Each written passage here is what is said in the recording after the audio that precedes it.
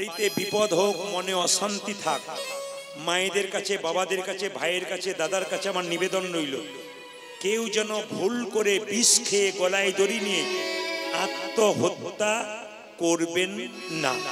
আমি বুঝিয়ে দিয়ে যাই, আত্মহত্যা মহাপাপ জানেন, কিন্তু ব্যাখ্যা জানেন না। তার মানে কি? আত্মহত্যা করলে আপনি ভাবছেন সংসার থেকে মুক্তি পাবো, আপনি মুক্তি পাবেন না, আরো জ্বালা আপনার বেড়ে যাবে। প্রমাণ কি? আত্মা বেরিয়ে চারিদিকে ঘুরে বেড়াবে, আপনি কোনো দেহ ধারণ করতে পারবেন না, আপনার আরো বেশি কষ্ট হবে। শাস্ত্র বলল, যদি কেউ বাড়িতে আত্মহত্যা করে তবে তার সাধ্য কাজ করা উচিত নয়। যদি আপনার ছেলে আত্মহত্যা করলো, তার সাধ্য কাজ করবেন না। কেন? ওর মন খুব চঞ্চল, আপনারও মন চঞ্চল হয়ে যাবে। যখন সেবা করবেন প্রসাদ, ভক্তের পাশে বসে প্রসাদ সেবা করবেন। কেন? উনি সেবা করবার সময় প্রসাদটা কিভাবে সেবা করছেন আপনি নিজে দেখতে পাবেন, আপনি কিছু শিখে যাবেন। এই জন্য বৈষ্ণবের পাশে সব কিছু করতে হয়। বাবা, আপনার কাজ আছে। একটা বলি, তরেরিব সহিষ্ণু না অমানেন মানদেন। কচিহারের পথ দিয়ে একজন কুষ্ঠব্যাধি লোক পেরিয়ে যাচ্ছে, হঠাৎ কুষ্ঠব্যাধি লোকটা আছাড় খেয়ে মাটিতে পড়ে যাচ্ছে। একজন বৈষ্ণব পেরোচ্ছে, আপনি পেরোচ্ছে, আমি পেরোচ্ছি, আমরা দেখে বলছি, ছি, লোকটার পুঁজ রক্ত, আঙুলে রক্ত, পুঁজ হাতে রক্ত, এগো কেমন গলে গলে পড়ছে, নাকে কাপড় চাপা দিয়ে চলে যায়। যিনি বৈষ্ণব তিনি কিন্তু কাপড় চাপা দেন না, তিনি তাকে কোলে কোল দিয়ে বলে, হ্যাঁ রে, এই জগতের কোনো ডাক্তার যদি তোকে সারাতে না পেরেছে রোগ, একবার নিতাই গৌর হরি বল বল, তোর দেহ রোগ শুধু দূর হবে তা নয়, তোর ভব রোগ পর্যন্ত। এই জন্য বাবা, বৈষ্ণবের বস কৃষ্ণ, আস্তে, বৈষ্ণবের বস কৃষ্ণ, সর্বশাস্ত্রে কয় এই সব জানি রহ বৈষ্ণবের আশ্রয়। যত বৈষ্ণবের আশ্রয় নিতে পারবেন তত কিন্তু জীবন দামি হবে। ও মায়েরা, অমানিন মান দেন, আমরা যাকে মান দিই না, বৈষ্ণব তাকে নাম দেয়, মান দেয়। কীর্তনীয় সদাহরি, তার মানে বৈষ্ণবের লক্ষণ কি? 5টা। তিলক, তুলসী মালা, শিখা ও কৌপিন, বহির্বাসে হরিনাম, মুখে নিষিদিন। বৈষ্ণব কাকে বলে? হাজার হাজার বটের ফল বট গাছে হয়, কিন্তু বট গাছের নিচে পড়ে একটাও চারা গাছ হয় না। পাখিতে খেয়ে স্টোমাকে গিয়ে ছাতের কার নিচে পায়খানা করে, তার থেকে বট গাছে চারা হয়। হাজার হাজার লোকের মুখে কীর্তন শুনলে আপনার কৃপা হবে না। যতক্ষণ না বৈষ্ণবের মুখে মধুমাখা নাম শুনবেন, আপনার জীবনে ততক্ষণ কৃষ্ণ প্রেমের বীজ অঙ্কুর হবে।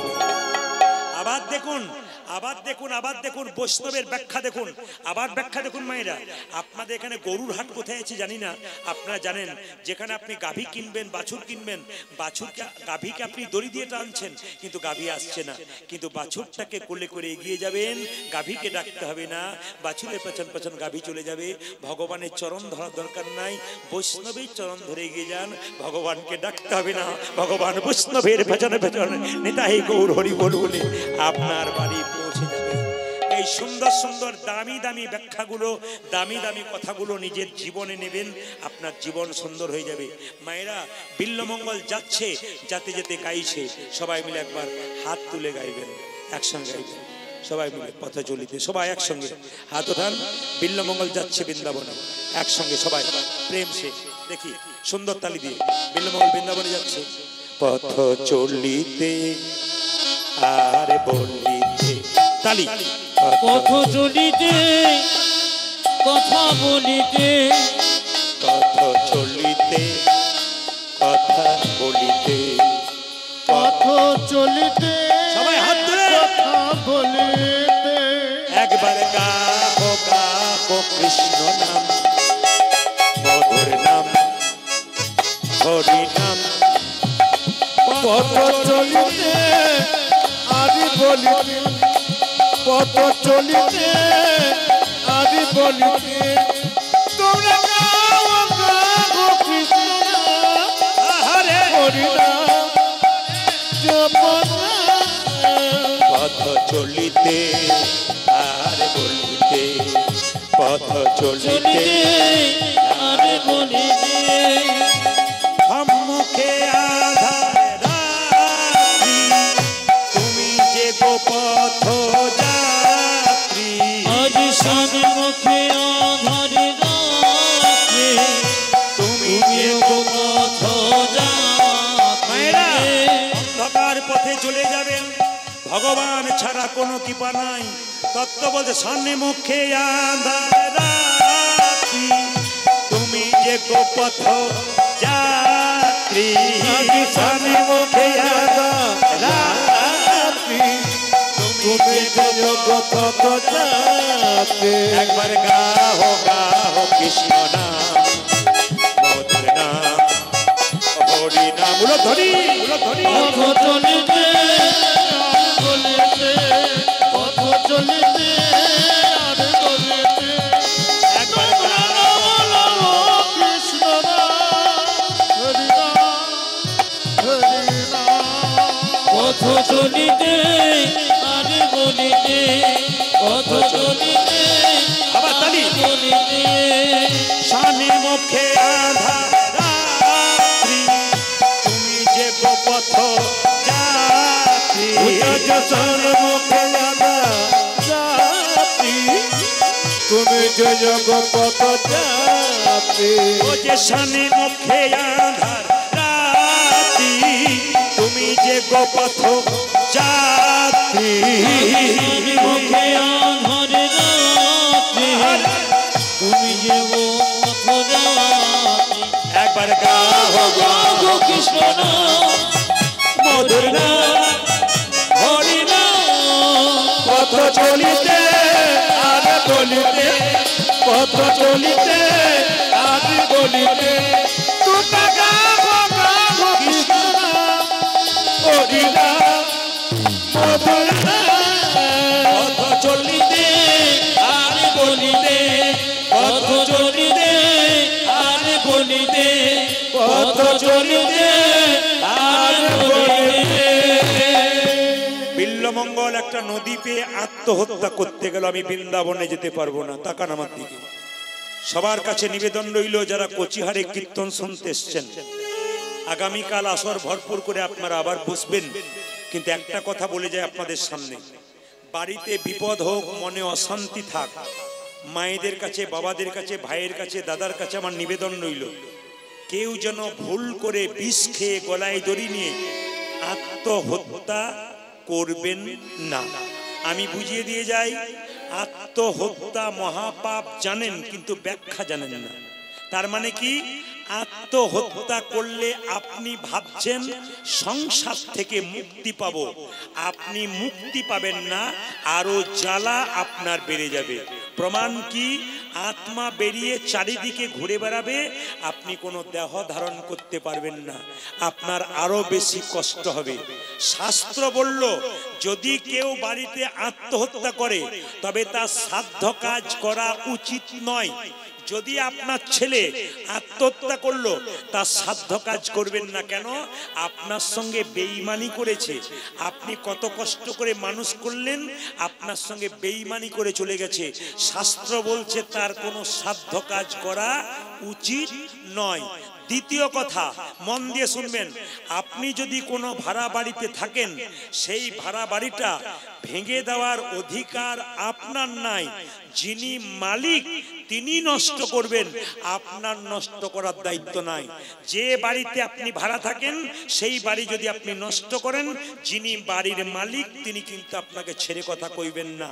এই যে দেহ বাড়ি পেয়েছেন, এই মালিক কিন্তু আমরা নই, তিনি মালিক। এই দেহ বাড়িকে আপনি আত্মহত্যা করে নষ্ট করবেন, তার জন্য আপনি শাস্তি পাবেন কার কাছ থেকে? ভগবান শ্রীকৃষ্ণের কাছ থেকে। ওই জন্য আত্মহত্যা আপনারা কেউ করবেন না। তবে বলে রাখি মায়েরা, সংসারে আসতে, সংসারে যদি আপনাকে কেউ দেখতে না পাচ্ছে, আপনি সরে যান। সংসারে মানুষের সঙ্গে আপনার হচ্ছে না, আপনি ওখান থেকে সরে যান, কিন্তু আত্মহত্যা করবেন না। মনের মধ্যে কোনো দুঃখ থাকলে, যন্ত্রণা থাকলে দু জায়গায় বলবেন। কোথায় কোথায়? একটি গুরুচরণে, একটি গোবিন্দ চরণে। গুরু হলো বাবার মতো, ভগবান হলো পিতার মতো, তার কাছে মনের কথা ভুলে বলুন। পাড়া প্রতিবেশীর কাছে বলবেন, উনি দুঃখ ছড়িয়ে দেবেন। তাই গুরুর কাছে বলবেন, গোবিন্দের কাছে বলবেন, আপনার সমস্যার সমাধান হবে। ছোট্ট কথা আপনাদের বলে দিয়ে গেলাম, আত্মহত্যা মহাপাপ, কেউ আত্মহত্যা করবেন না। বারবার নিবেদন, এই সুন্দর দেহ, সুন্দর মানব জন্ম বহু কষ্ট করে পেয়েছেন, কৃপা করে এই মানব জন্মটা আপনারা নষ্ট করবেন না। গোবিন্দের নামে আপনারা নিয়ে গিয়ে সাহায্য দিন। আসুন, বিল্লমঙ্গল যে নদীতে ঝাঁপ দিতে যাচ্ছে, সবিনী মুনি তাকে ধরে বলল, এই দিগায় মন্ত্র নিয়েছিস? না। মন্ত্র নিসনি? বলে না।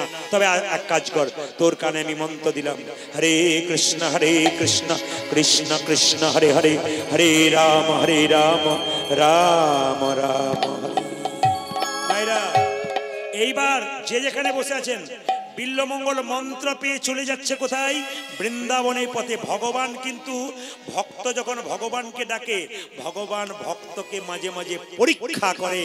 ও মায়েরা, কি করলো না, বিল্লমঙ্গল বৃন্দাবনে যাচ্ছে, একটা সুন্দরী রমণী, তার নাম অহল্যা, তার স্বামী বণিক, প্রচুর টাকার মালিক। সে নদীতে জল নিতে এসেছিল, মাথায় কাপড় নিয়ে আগে আগে যাচ্ছে। চিন্তা, বিল্লমঙ্গল তাকে দেখে মনে মনে ভাবলো, এই চিন্তা, তুমি আমায় ত্যাগ করলে কি হবে?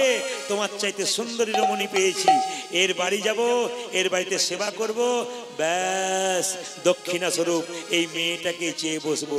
কয়লা হয় ময়লাহীন, আগুনে পোড়ালে ছাই, মানুষের হয় কৃষ্ণ ভক্তি, যদি গুরু কৃপা পাই। কয়লার ময়লা যায় না ধুলে, স্বভাব যায় না মলে, ময়লার ময়লা ধুলে যায় না, স্বভাব যায় না মরলে।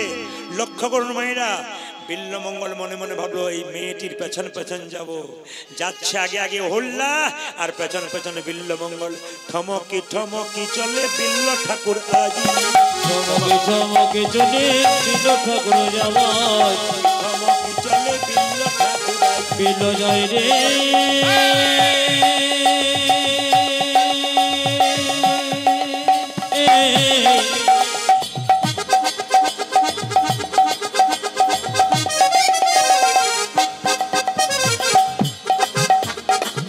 বিল্ল ঠাকুর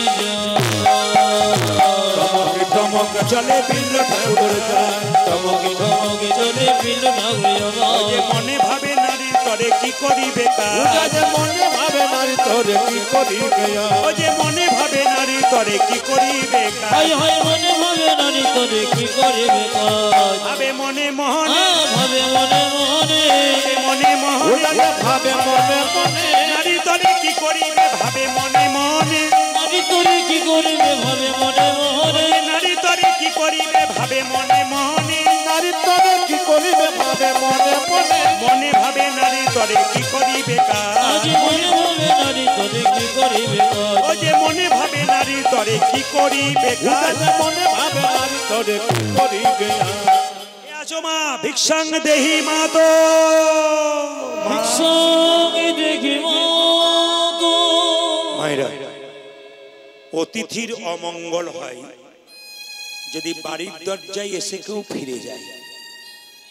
যদি বাড়িতে ভিখারি আসে, আপনারা বলবেন না দু হাতে আছি পরে এসো, এটা বলবেন। এখন দিতে পারবো না বাপু, আমার কাজ আছে, যাও তো।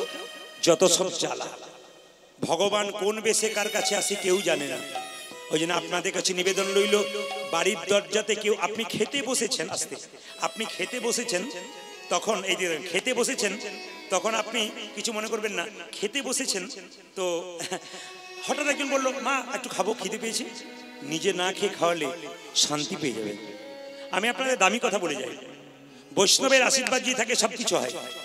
আমি যখন প্রথম কীর্তন শিখেছিলাম, আমার দিয়ে তাকাবেন, প্রথম যখন কীর্তন শিখেছিলাম, আমার দুটি ছোট ছোট বাচ্চা মেয়ে। তখন আমার বাড়িতে এক সাধু বাবা বায়না করতে এসেছিল কীর্তনের জন্য, খুব বিখ্যাত সাধু। আমার স্ত্রী তাকে খুব যত্ন করে সেবা করেছিল। তখন তিনি বলেছিলেন, মা তোর ছেলে মেয়ে কটি? বলে, বাবা আমার ছেলে নেই, দুটি মাত্র মেয়ে। সেদিন বলেছিল, আই তোর মাথায় একটু আশীর্বাদ করি, তুই শত শত পুত্র কন্যার জননী হবি, তুই শত শত পুত্র কন্যার জননী হবি।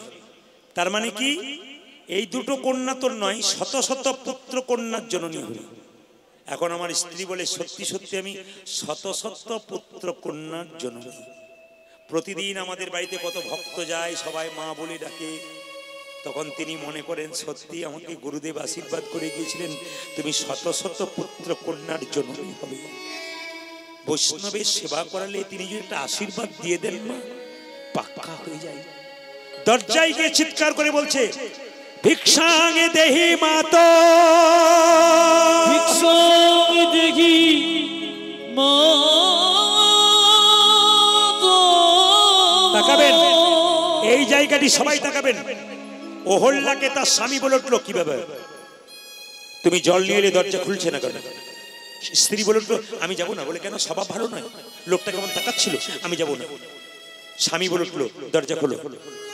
কার কেমন স্বভাব থেকে লাভ নেই, তোমার দরজা এসছে, হাত পেতেছে, তুমি দাও। যেই না স্বামী দরজাটা খুলেছে, অমনি চিৎকার করে বিল্বমঙ্গল বলল, ভিক্ষা দাও। কি চাও তুমি? শুধু ভিক্ষা নয়, তোমার বাড়িতে সেবা করতে চাই। অহল্যা স্বামী চিৎকার করে বলল, বাহ, আমার ভাগ্য কত ভালো, তুমি আমার বাড়িতে সেবা করবে। আমার খুব আসন গ্রহণ করো, বসো বসো। ব্রাহ্মণ বিল্বমঙ্গল বসলো। মায়েরা, স্ত্রী অহল্যার ইচ্ছা ছিল না সেবা করার। স্বামী বলে উঠলো, বাড়িতে অতিথি এলে সেবা করতে হয়, কে কোন মন নিয়ে এসছে দেখে লাভ নেই, আগে সেবা করাও। স্বামীর কথা শুনে মায়েরা অহল্যা অন্ন ব্যঞ্জন তৈরি করে যখন সেবা দিচ্ছে, তাকান আমার দিকে, যখন সেবা দিচ্ছে, বিল্বমঙ্গল তখন অহল্যার দিকে তাকায়নি, আমার দিকে তাকাবেন। মাথাটা নিচু করে মনে মনে ভাবছে, চিন্তা, এতদিন পরে আমার মনের ইচ্ছা পূর্ণ হবে গো। তুমি আমায় তাড়িয়ে দিলে কি হবে?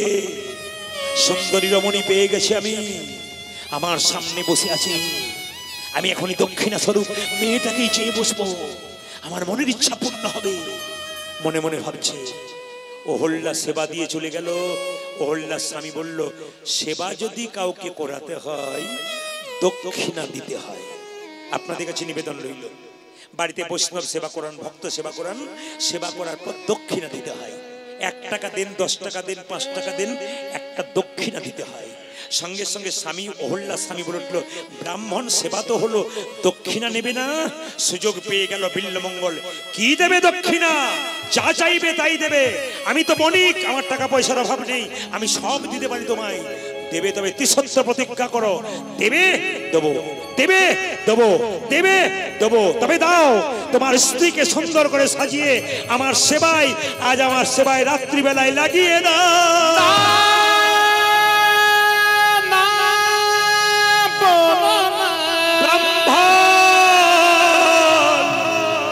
তুমি এমন করে আমায় বলো না,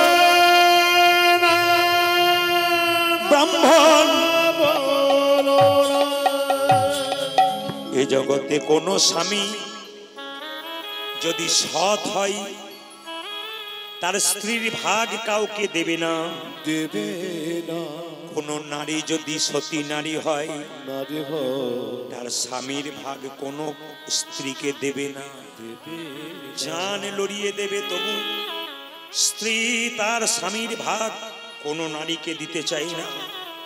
পুরুষ যদি সৎ হয়, তার স্ত্রীর ভাগ অন্য পুরুষকে দিতে চাই না। ব্রাহ্মণ, তুমি আজ আর চাইবে চাও, আমার স্ত্রীকে তুমি চেও না। ব্রাহ্মণ বলে উঠল, আমি ব্রাহ্মণ, যজ্ঞ সূত্র হাতে নিয়ে তোমাকে অভিশাপ দেবো। তোমার স্ত্রীকে আমার সামনে না আনলে তোমার স্ত্রী স্মৃতি সিঁদুর হাতের সাথে চলে যাবে, অকালে তোমার মৃত্যু হবে। চুপ করে গেল।